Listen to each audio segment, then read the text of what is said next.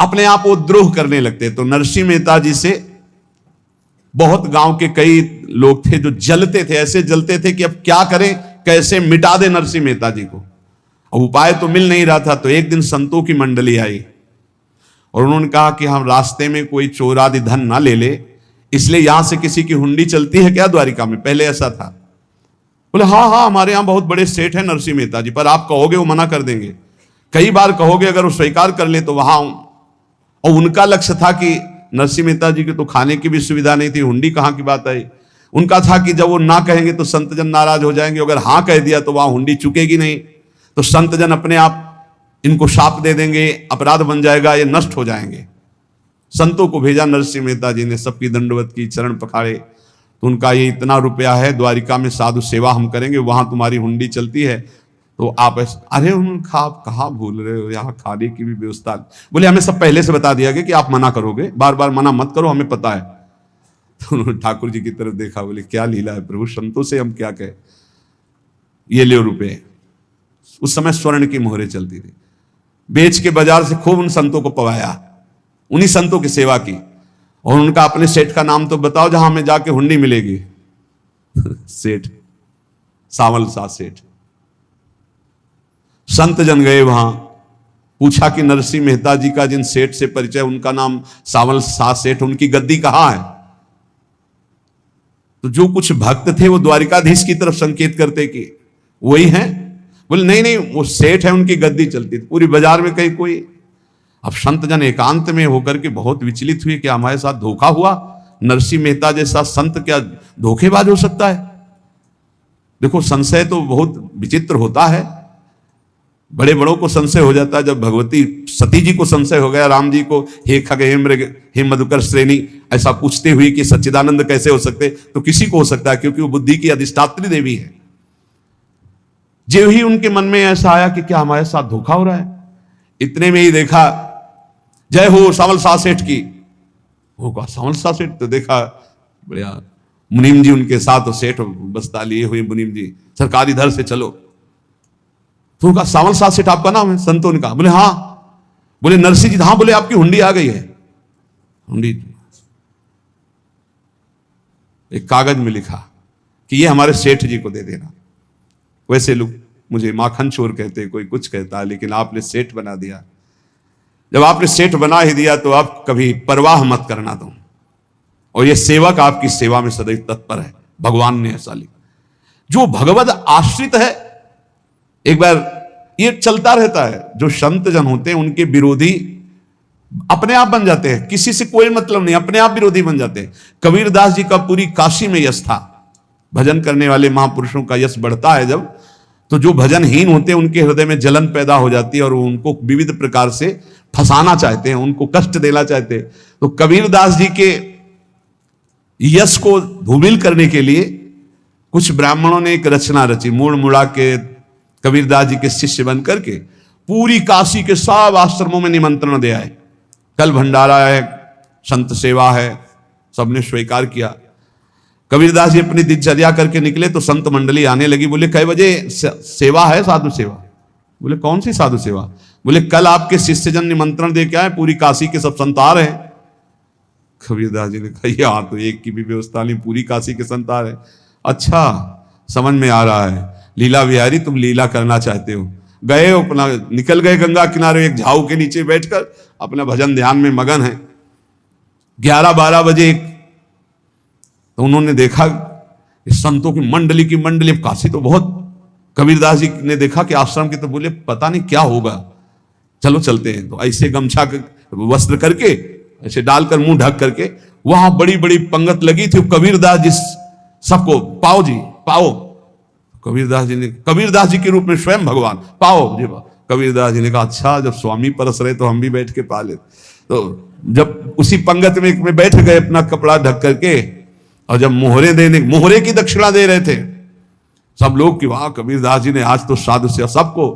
जब कबीरदास जी के सामने आए तो ऐसे मुंह ढके, बोले देखो जो मेरा होता है उसे मुंह छुपाना नहीं पड़ता, मुंह ढकला नहीं पड़ता, लो दक्षिणा, तुम भी दक्षिणा लो। कबीरदास जी को कबीरदास जी दक्षिणा दे रहे, वो कबीरदास जी है भगवान, और ये पाले वाले कबीरदास जी है भगवान के जन। कभी भगवान अपने, अरे जमाने जोर लगा ले, कितना जोर लगाएगा, भक्त और भगवान का झंडा कभी न झुकने पाएगा। बिल्कुल चिंता, शोक, भय, उद्वेग रहित जीवन भगवद आश्रित।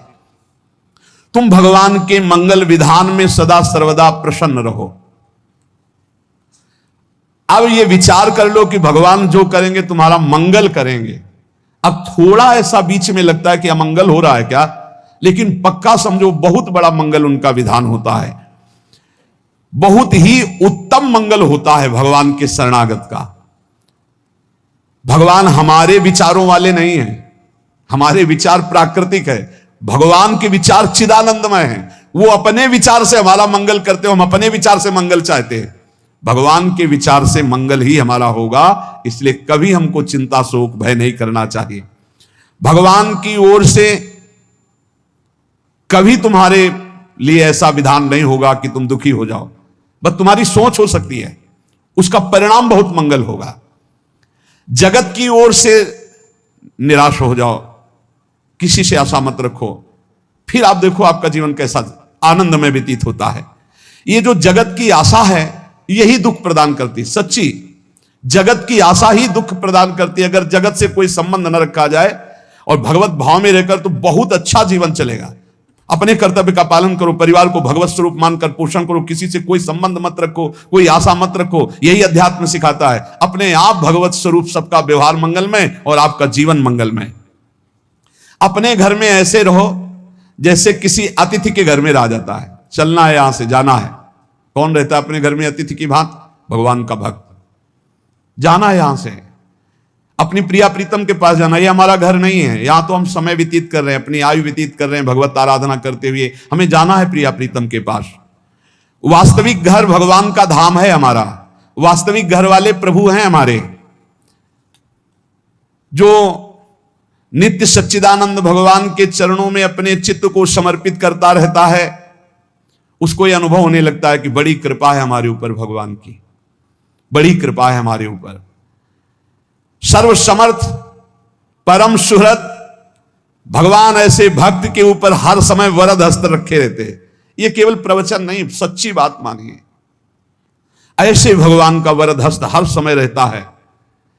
जब भगवान की छत्र छाया में भक्त अपने को देखता है तो आसपास घोर विपत्तियों का भी समुदाय हो तो भी वो आनंद में मगन रहता है। हर हालत में आनंदित रहना यह भक्त का स्वभाव है। भगवान ऐसे भक्तों को प्यार करते हैं जैसे कछुआ अपने अंडे को बाहर रख आवे और रात दिन उसका चिंतन करे। जब भक्त भगवान को समर्पित होता है तो भगवान रात दिन उसकी ऐसे चिंतन सुरक्षा करते हैं। अभय, ये दैवी संपदा का पहला गुण है। ये भगवान के शरणागत पर जागृत हो जाता है। वो भयभीत नहीं होता, किसी भी उससे भयभीत नहीं होता। यही डर ही डरप हरिवंश हित, जिनो भ्रमय गुण सलिल पर। इस डर से डरते रहना चाहिए कहीं गुण रूपी पानी में फिसल ना जाए, नहीं तो गलती हो सकती है। साधक सावधान रहे। ये अभय दैवी संपदा का सबसे बड़ा गुण है। जो भयहारी भगवान की शरण में आ जाता है तो उसके अंदर ये अभय प्रकट हो जाता है। अगर कहीं तुम्हें एकांत में भय लग रहा है, एक आदमी तो एकांतिक में आए थे, वो कह रहे थे कि हमें हर समय भय लगा रहता कि कोई हमारे पीछे है। अंधेरा तो लगता कोई खड़ा है, मैं जीना मुश्किल हो गया, ऐसा भय। देखो ये मन कैसा है, भगवान से विमुख होने पर कैसे डरवाता है। वो कह रहे हर समय मुझे डर लगा रहता है, कोई सामने खड़ा है, कोई पीछे खड़ा है, ऐसा भय लगने लगता है। और जब भगवान की शरण में आ जाते हैं तो ये अभय स्थिति हृदय में जागृत हो जाती है। कोई भी भय आसपास आ ही नहीं सकता, यहां तक कि नरक का भी भय खत्म हो जाता है जो भगवान की शरण में है। महापापी भी पुण्यात्मा महान भक्तों के समान वो उत्तम गति को प्राप्त हो जाता है जो भगवान की शरण में हो जाता है। पर ये जो भोगों का आश्रय लिए हुए हैं, मनमानी आचरण कर रहे हैं, ये कभी उस अभय को जान ही नहीं सकते कि अभय पद है क्या। इनको तो कदम कदम पर शोक, भय और दुख की प्राप्ति होगी। कोई बचा नहीं सकता जो भोगों में लगे हैं, मनमानी आचरण कर रहे हैं। अगर निर्भय होना चाहते हो, परम सुखी होना चाहते हो तो भगवान के शरणागत हो जाओ। सारे जगत को अभय दान देने वाले भगवान हैं। भगवान का एक प्रण है, ममपन शरणागत भयहारी। जो मेरी शरण में आ गया उसके भय का मैं नाश कर देता हूं। साधना में अवस्था मन की मानी जाती है कि आप कितने अच्छे साधक हैं। यदि आपका मन भगवदाकार है, हर समय भगवत चिंतन चल रहा है, आपके स्वप्न भागवती का रहे हैं, आपके विचार भागवतिक हैं, तो आपकी अच्छी साधना हो रही है। और यदि आपके स्वप्न गंदे आ रहे हैं, क्योंकि स्वप्न में मन का ही सारा खेल होता है, और आपकी चिंतन वृत्ति वासनात्मक चल रही, तो अभी साधना का प्रभाव मन पे नहीं पड़ा है। जिसका मन हर समय भगवत चिंतन करता रहता है वो जीते जी जीवन मुक्त हो जाता, अनुभव होता है। जैसे किसी ने कहा कि हमें कैसे पता चलेगा कि हमारा काम हो गया है, तो जैसे आप भोजन पा लेते हैं तो किसी दूसरे से गारंटी थोड़ी लेनी होती कि हम छक गए हैं क्या, आप जरा बताना हम छक गए हैं क्या। नहीं, अपने हृदय में आ जाता है कि अब मैं तृप्त हो गया। ऐसे ही अपने हृदय में आ जाता है कि मेरा काम हो गया, अब मेरा जन्म नहीं होगा। यह हृदय में आ जाता है, अपने आप अनुभव में आ जाता है। जब स्वरूप बोध होता है तो किसी और से सलाह थोड़ी लेनी होती है, वो अपने आप अनुभव में आ जाता है। हां, यदि गुरुदेव का वर्ण नहीं किया है तो फिर आपको किसी न किसी गुरु से प्रमाणित करवाना पड़ेगा। और अगर गुरुदेव का वर्ण किया है तो वही मंत्र, वही नाम, वही गुरु शरणागति आपको अंदर से पुष्ट कर देगी कि आपका काम हो गया है। विषय चिंतन करता हुआ मन विषय आसक्ति को प्राप्त होता है। विषय आसक्ति को प्राप्त हुआ मन बार बार जन्म मरण और नरक को प्राप्त होता है। बस ये विषय चिंतन हटाना ही प्रमुख कर्तव्य साधना का है। बार बार मन को विषयों से हटा करके प्रभु के नाम में लगाओ, प्रभु के रूप में लगाओ, प्रभु की लीला में लगाओ। 3 प्रकार का चिंतन होता है। एक असत चिंतन जिसे पाप कहते हैं, जिसे अशुभ चिंतन कहते हैं। एक सत चिंतन जिसे पुण्य कहते हैं, जिसे शुभ चिंतन कहते हैं। और एक भगवत चिंतन। पाप चिंतन, अशुभ चिंतन, पुण्य चिंतन, शुभ चिंतन, ये दोनों संसार में बांधने वाले हैं। संसार से मुक्त नहीं हो सकते शुभ चिंतन करके। पुण्य का प्रताप आपको देवलोक आदि के भोग भुगा सकता है, भगवत प्राप्ति नहीं। लेकिन भगवत चिंतन से आपके शुभ अशुभ दोनों का नाश होकर भगवत प्राप्ति हो जाएगी। अब आप देखो अपने मन में कि अधिक समय आपका भगवत चिंतन होता है, शुभ चिंतन होता है कि पाप चिंतन होता है। प्रारंभ में तो सपोर्ट करने के लिए कहते हैं मन लगे ना लगे आप नाम जप करो, लेकिन जब उसकी कसौटी होती है भक्त की, तब मन ही से होती है।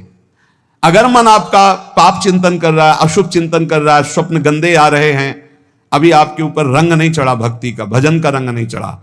जब शुभ और अशुभ दोनों चिंतन छूट जाए, केवल भगवत चिंतन हो। असत चिंतन, अशुभ चिंतन तो साधक का होने ना पावे, ऐसे बचावे। क्योंकि जितना अशुभ चिंतन होगा वो आपको भ्रष्ट करेगा, पक्का करेगा।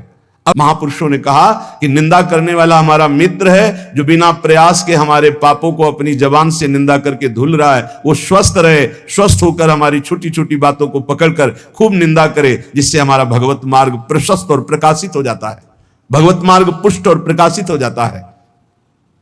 इसलिए क्यों तुम वृथा लोक चिंता करते हो और दूसरी चिंताएं कि हमारा कैसे भरण पोषण होगा, पता नहीं इतना जब करते हैं भगवत प्राप्ति होगी कि नहीं। तो कह रहे हैं किम ताम्य वृथा चिंता शास्त्रे लोक धर्म गई। ये हजारों चिंताएं क्यों पाले हुई हो, छोड़ दो ना प्रभु के ऊपर। बड़ा सुख मिलता है जब प्रभु के ऊपर छोड़ दो। अपने ऊपर जब चिंता करने लगो तो बड़ी परेशानी उत्पन्न होती, कैसे करेंगे, क्या करेंगे, क्या होगा। और जब प्रभु के ऊपर छोड़ दो तो सब मंगल होगा। मंगल भवन है, वो मंगल ही करेंगे। अमंगल दिखाई दे रहा है, परिणाम उसका बड़ा मंगल होगा। ये जो शास्त्रों चिंताएं लिए बैठे हैं अपने लोग, इसीलिए भजन में तारतम्य नहीं होता। कभी लीला में डूब रहे, कभी नाम जप में डूब रहे, कभी सेवा में, ये तारतम्य नहीं रहता। कभी प्रपंच की बातें, कभी प्रतिष्ठा का चिंतन, कभी नाना प्रकार के मान सम्मान का चिंतन, ये घुसने ना पावे हृदय में। बहुत सावधान रहना चाहिए साधक को। ऐसी बातें देखो मत, ऐसी बातें सुनो मत जिससे तुम्हारा हृदय उद्विग्न होकर प्रभु का चिंतन छोड़ दे। जिन्होंने अपने आप को प्रभु के भरोसे कर दिया वो बेपरवाह हो गए। कर दो भरोसे में, एक एक क्षण बहुत सुंदर ढंग से व्यतीत होता है जो प्रभु के भरोसे होता। और ऐसे एक एक क्षण जलते रहोगे, चिंता, शोक, भय, अरे अब क्या होगा, ऐसा क्या होगा, कैसे करूं, नाना प्रकार की चिंताएं। अपने आप को प्रभु के चरणों में समर्पित कर दो, तुम्हें कुछ नहीं करना पड़ेगा, सब वो करवा लेंगे आपसे। जो आपके लिए मंगल है वो सब करवा लेंगे। तुम शांत होकर प्रभु के चरणों का आश्रय ले लो, जो कर्तव्य कर्म है उसे करो। अलम कश्यापि संगत्या तवालम शास्त्र कर्म भी वृंदारण्य तृणम मन्यो धन्यो ना किंचिदाचरेत। तुम किसी और का संग मत करो, क्योंकि अगर और का संग करोगे तो तुम्हारी बुद्धि में व्यभिचार दोष हो जाएगा। भक्ति में भी व्यभिचार दोष होता है, अपने इष्ट से अलग चिंतन होना यह व्यभिचार दोष है। अलम कश्यापि संगत्या, किसी का भी ऐसा संग मत करो जो श्यामा श्याम के सुमिरन में बाधा पहुंचा दे, प्रिया प्रीतम की चिंतन वृत्ति हट जाए और अपनी चिंतन वृत्ति जागृत हो जाए, या किसी व्यक्ति की चिंतन वृत्ति, ये बहुत बड़ी हानि है। और आगे कह तवालम शास्त्र कर्म भी, तुम शास्त्र कर्म की भी अब चिंता मत करो। क्यों? शास्त्र कर्म की क्यों ना करो? क्योंकि कर्म करते करते अनंत जन्म हो गए, फिर भी हमारा उद्धार नहीं हुआ। अब क्या करो? अब भज गोविंदम भज गोविंदम गोविंदम भज मूढ़ मते। एक ही उपाय है भगवान का भजन। चाहे जितना शास्त्र स्वाध्याय कर लो, व्याकरण पढ़ लो, बहुत सुनने योग्य आद्य गुरु का ये स्तोत्र है।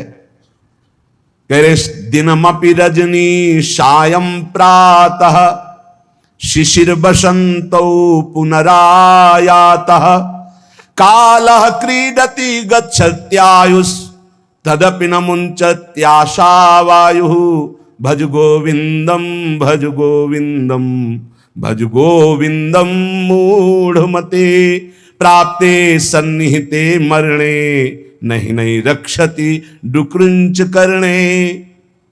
दिन व्यतीत हुआ, रात आई, रात व्यतीत हुई, प्रातः हुआ, फिर दिन व्यतीत हुआ, फिर सायं आई। तुम्हारी आयु नष्ट हो रही है। गए 24 घंटे, अब पता नहीं कितने घंटे कितने मिनट हैं। शिशिर गई, शिशिर ऋतु, बसंत ऋतु आई, वर्षा आई, ग्रीष्म आई, शरद आई, गए। हर ऋतु 2-2 महीने अपना प्रभाव दिखाकर हमारी 2 महीने की आयु गई, ऋतु गई, दिन गया, रात गया, आयु बीतती चली जा रही है, आशा बढ़ती चली जा रही है। ऐसा मकान बना लेंगे, ऐसा कर लेंगे, ऐसा कर लेंगे। अरे मूढ़, मरने का समय आ रहा है। रोज दिन जा रहा है, रात्रि जा रही, सायं व्यतीत हो रहा, ऋतुएं निकलती चली जा रही हैं। तुम्हें आशा रूपी फांसी ने ऐसा बांध रखा है, इतना कमा लिया, अब इतना कमा लेंगे, इतना कर लिया, अब ऐसा कर लेंगे। ये तुम्हें पता नहीं कि तुम्हें मरना है। तुम्हारी आयु नष्ट होती चली जा रही है। आशा रूपी इस फांसी को काट लो। कैसे? भज गोविंदम गोविंदम भज मूढ़मते। अरे मूढ़मती, गोविंद का भजन कर ले, गोविंद का भजन कर ले, गोविंद का भजन कर ले। नहीं, मृत्यु के समीप आने पर यह व्याकरण का शब्द डुकृंच करने, ये तुम्हारी रक्षा नहीं कर पाएगा। ये व्याकरण, ये पढ़ाई लिखाई, ये तुम्हारी मृत्यु पर विजय प्राप्त नहीं। मृत्यु पर गोविंद गोविंद हरे मुरारे, गोविंद गोविंद मुकुंद कृष्ण, गोविंद गोविंद रथांग पाणे, गोविंद दामोदर माधवेति, ये भगवान नाम ही तुम्हारी रक्षा करेंगे। बहुत सुंदर स्तोत्र है। अग्ने वह्नि पृष्ठे भानु रात्रौ चिबुक समर्पित जानु करतल भिक्षा तरुतल वासस तदपि न मुंचत्याशा पाशः भज गोविंदम भज गोविंदम भज गोविंदम मूढ़मते। बड़े तपस्वी हैं। दिन में धूप में बैठते हैं, आगे अग्नि, पीछे अग्नि, चारों तरफ अग्नि। सूर्य से तापित शरीर, अग्नि से तापित शरीर, और रात्रि के समय ठंडी में जानुओं में थोड़ी दबाए ऐसे पूरी रात्रि व्यतीत करते हैं। कोई कपड़ा नहीं पहनते, कोई पात्र भिक्षा का नहीं रखते, करतल भिक्षा, हाथ में भिक्षा मांग के खाते।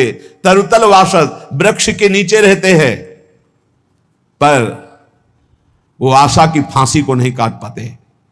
कौन? जो हर समय भजन नहीं करते। ये सब करते हुए भजन नहीं तो कल्याण नहीं होने वाला।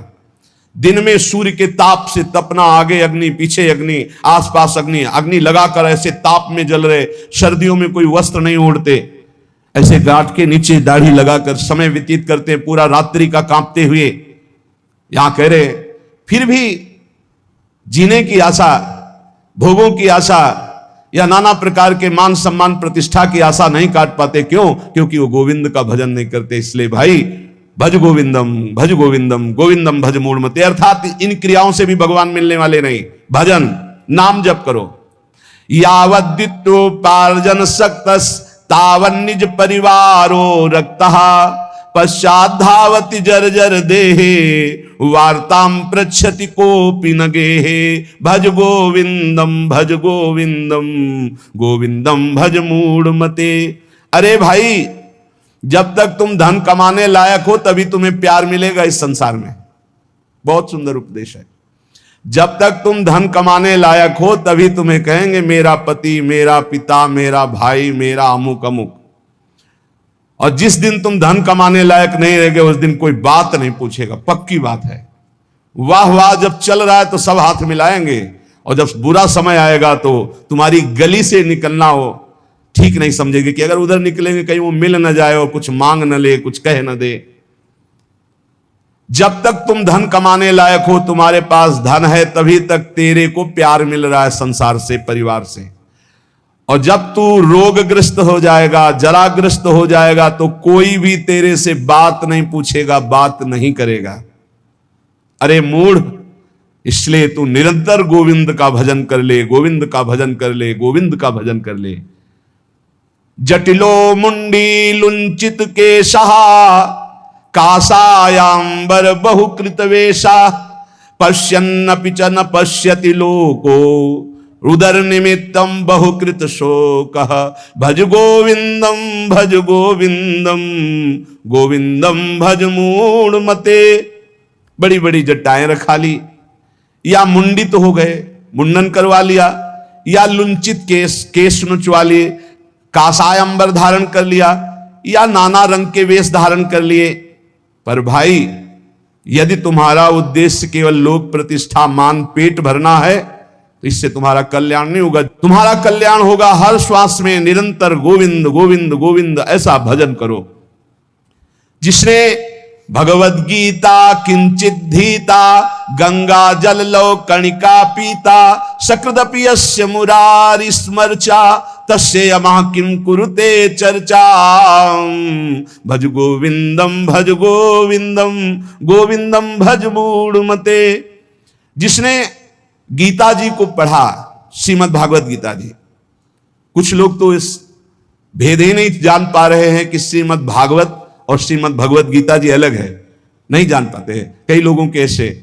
जिसने जो युद्ध क्षेत्र में भगवान श्री कृष्णचंद्र जी ने अर्जुन को 18 अध्याय उपदेश किया, उसे श्रीमद् भगवत गीता जी कहते हैं। और भगवान व्यास देव जी द्वारा रचित श्री सुखदेव जी ने जो 7 दिन में परीक्षित जी को सुनाया, वो श्रीमद् भागवत है।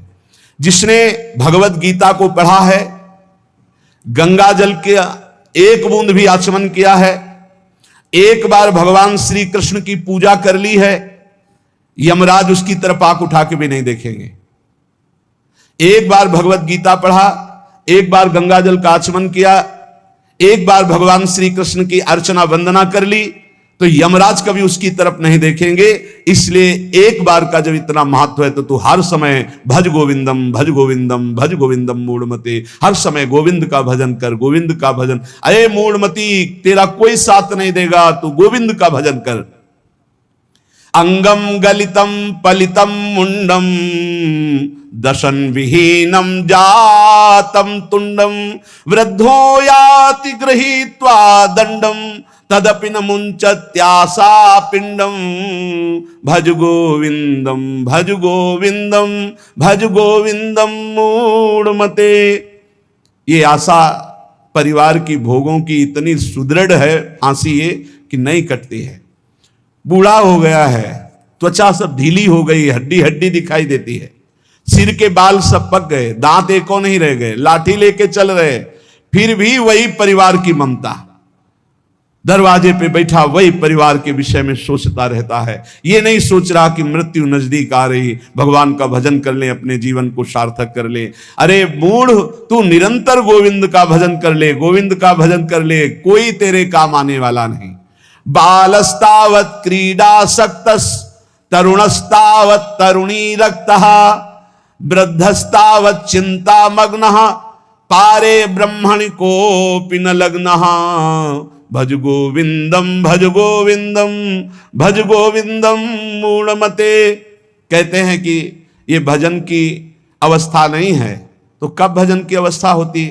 बाल्यावस्था खेल कूद में चली गई, जवानी स्त्री में आसक्त भोग में चली गई, वृद्धावस्था रुपया पैसा नाती पनाती इनकी चिंता में चली गई, तो परब्रह्म परमात्मा का भजन करने की कौन सी अवस्था है? अरे जब से होश हो जाए तभी से भजन शुरू कर दो।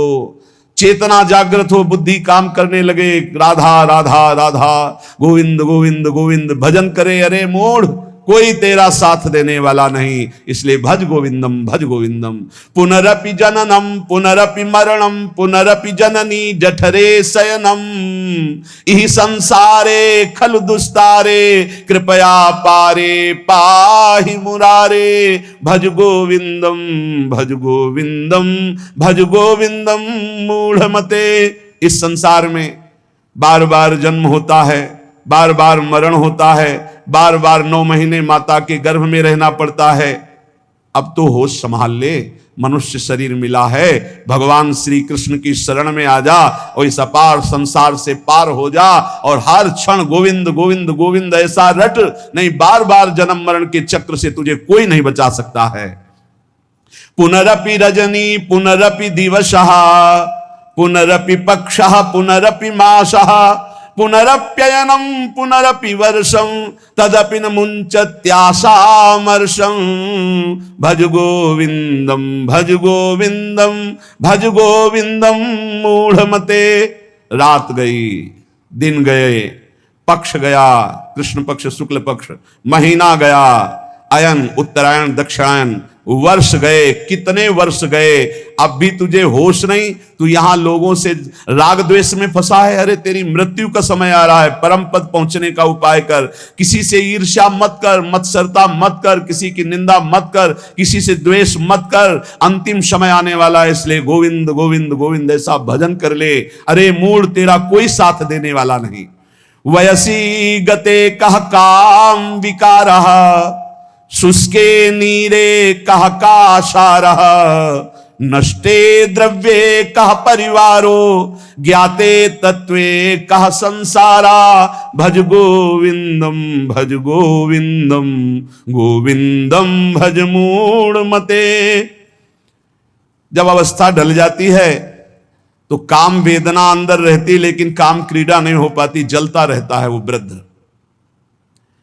जब जल सूखने लगता है तो जलाशय जिसमें उसमें जो अंदर होते, कछुआ मछली मेढक जो भी जीव सब व्याकुल होने लगते हैं। क्या जलाशय, जब जल सूख गया, अवस्था निकल गई तो क्या विकार, काम विकार उसे जलाता रहता है। वो चिंता से जलाशय में डलते रहते हैं कि अब पानी सूखा, मरेंगे। ऐसे ही जब धन नष्ट हो जाता है तो कोई परिवार का मित्र रिश्ता नाता कोई निर्वाह नहीं करता। सच्ची हमने देखा है, ये दृश्य देखे हैं। इसी प्रकार अगर तत्व ज्ञान हो गया तो संसार से तुम मुक्त हो जाओगे। इसलिए तत्व ज्ञान प्रदान करने वाले भगवान गोविंद का भजन कर, गोविंद का भजन कर। अरे मूढ़, तेरा कोई साथ देने वाला नहीं। नारी स्तन भरनाभिनिवेशम मिथ्या माया मोहावेशम एतन मांसवशादि विकारम मनस्य विचार बारंबारम भज गोविंदम भज गोविंदम भज गोविंदम मूढ़मते। माताओं बहनों की तरफ काम दृष्टि से देखकर अपनी क्यों दुर्गति करते हो? कुछ नहीं है। जहां तुम्हें आकर्षण लग रहा है कुछ नहीं है। मोह विकार है तुम्हारा, अज्ञान का विकार है। बार बार मन में विचार करके उनके चरणों में वंदना करो, उनके प्रति काम भाव करके। गलत दृष्टि से मत देखो, मूढ़ तेरी दुर्गति हो जाएगी। इसके लिए तू गोविंद का भजन कर, गोविंद का भजन कर। माताओं बहनों पर काम दृष्टि करके दुर्गति का कारण मत बन। कस्त्वम को हम कुतयायातः कामे जननी को में तातः इति परिभावय सर्वमसारम विश्वम त्यक्त्वा स्वप्न विचारम भज गोविंदम भज गोविंदम भज गोविंदम मूढ़मते। कष्टम, जरा विचार कर, तू कौन है? कभी बैठकर सोचा कि शरीर में रहते 15 वर्ष हो गए, 30 वर्ष हो गए, 50 वर्ष हो गए, तू शरीर नहीं तो है कौन? कभी सोचा? कष्टम, कौन है तू? और कोहम कुतः आयाता, मैं कौन हूं, कहां से आया हूं? कामे जननी कोमे ताता, असली में मेरा पिता कौन है, माता कौन है? ये तो बनावटी है, कुछ समय के लिए छूट जाएगा शरीर, ये शरीर संबंधी माता पिता है, लेकिन मैं कौन हूं? मैं कहां से आया हूं? मुझे कहां जाना है? मेरा असली कौन संबंधी है? कभी विचार किया? नहीं विचार किया, इसीलिए संसार में फंस गया। अब विचार कर, शुद्ध विचार के लिए गोविंद गोविंद गोविंद ऐसा नाम जप कर, तो तुझे समझ में आने लगेगा ये संसार असार है, उमा कहूं मैं अनुभव अपना, शत हरि भजन जगत सब सपना। गेयम गीता नाम सहस्त्रम ध्येयम श्रीपति रूप मजस्रम नेयम सज्जन संगे चित्तम देयम दीन जनाय चवित्तम भज गोविंदम भज गोविंदम गोविंदम भज मूढ़मते। चाहे एक श्लोक ही गीता जी का पढ़े, रोज गीता जी का एक श्लोक पढ़कर अर्थ सहित चिंतन करे, विष्णु शास्त्र नाम, गोपाल शास्त्र नाम, इनका नित्य पाठ करें, 1000 नाम हो जाते हैं, बहुत लाभ मिलता है। 35 मिनट में हो जाता है, बहुत आराम से गाइए तो 40 मिनट में हो जाएगा। रोज गोपाल शास्त्र नाम, विष्णु शास्त्र नाम का पाठ करो, रोज गीता जी के भले चाहे एक श्लोक ही पाठ करो, और कह रहे कि भगवान श्री हरि का नाम कीर्तन, उनका पूजन, उनका ध्यान करो, और सदैव संत जनों का संग करो। नेयम सज्जन संगे चित्तम, चित्त संत जनों की वाणी में दे, असंतों की वाणी में ना दे। पर हमें लगता है संत जनों की वाणी में चित्त बहुत कोई भाग्यशाली देता है, नहीं तो प्रपंच की वाणी सुनने के लिए कान बहुत लालायित रहते। देयम दीन जनाय च वित्तम, यदि भगवान ने तुम्हें धन दिया है तो तुम उस धन का सदुपयोग करो, ऐसी जगह सेवा में लगाओ जो भगवान के अनुराग में चल रहे हैं, भगवान के भजन में लगे हुए हैं, गौ सेवा है, या ऐसे जो गरीब हैं, औषधि के लिए परेशान हैं, उनको औषधि का व्यवस्था कर दे। ऐसा धन का सो धन धन्य प्रथम गति जा। नेयम सज्जन संगे चित्तम देयम दीन जनाय च वित्तम, धन की सार्थकता है दीन जनों की सेवा में, और खूब नाम जप करे। यावत जीवो निवसति देहे कुशलम तावत पृच्छति गेहे गतवति वायौ देहा पायो भार्या बिभ्यति तस्मिन् काये भज गोविंदम भज गोविंदम भज गोविंदम मूढ़मते। ये शरीर तुम्हें बहुत प्यारा लग रहा है ना, इस शरीर को बहुत लोग तुम्हारे प्यार कर रहे हैं ना, ये सब माया का नाटक है। जिस दिन तुम्हारे प्राण इस शरीर से निकल गए ना, तो जो बहुत प्यार करते थे वो नजदीक नहीं बैठना चाहेंगे, चाहे जितना प्यारा कोई रिश्ता नाता संबंध रखता हो, और मुर्दा घर में एक कमरे में हो, कह दे जाओ उसके पास बैठकर रात व्यतीत करो, तो कह के डर लगेगा। प्राण निकलने पर कोई तेरा नहीं है, इसलिए जब तक प्राण है तो प्राणनाथ गोविंद का भजन कर ले। गोविंद गोविंद गोविंद। सुखता कृते रामा भोगः पश्चाद्धंत शरीरे रोगः यद्यपि लोके मरणं शरणं तदपि न मुंचति पापाचरणं भज गोविंदम भज गोविंदम भज गोविंदम मूढ़मते। जो अपने ब्रह्मचर्य का नाश करता है तो पहले उसे सुख जैसा लगता है, बाद में वो भयानक रोगों से ग्रसित हो जाता है। सुखता क्रियते रामा भोगः, बहुत सावधान।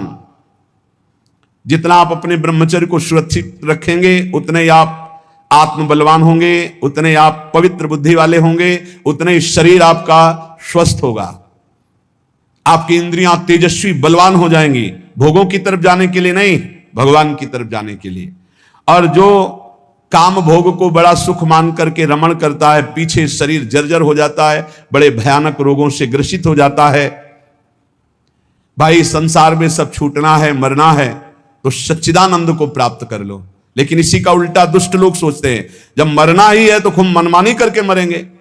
और विवेकी जन, संत जन जो साधु स्वभाव के, कि जब मरना ही है तो पापाचरण क्यों करना है, मुझे अच्छे आचरण करके उत्तम गति को प्राप्त करना है। इसलिए कोई भी पापाचरण मत करो। पापाचरण जन्म जन्मांतर में तुम्हें दुख ही प्रदान करेगा। हर समय गोविंद गोविंद गोविंद ऐसा भजन करो। रथ्याचर पट